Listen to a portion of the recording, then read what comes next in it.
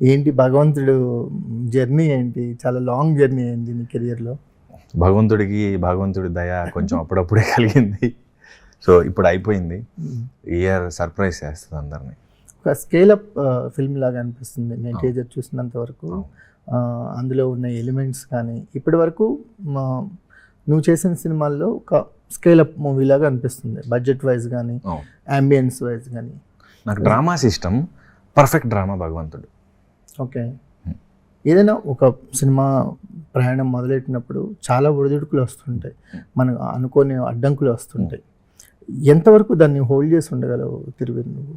అంటే first thing, అంటే ఎనర్జీస్ని hold చేయడం కష్టం, చాలా కష్టం. ఎనర్జీస్తో పాటు కంటిన్యూటీ లుక్కులు కూడా, కంటిన్యూటీ లుక్కులు అంటే మధ్యలో మళ్ళీ మన కమిట్మెంట్స్ వస్తుంటాయి, ముందు ఒప్పుకునే కమిట్మెంట్స్ ముందు పడుతుంటాయి.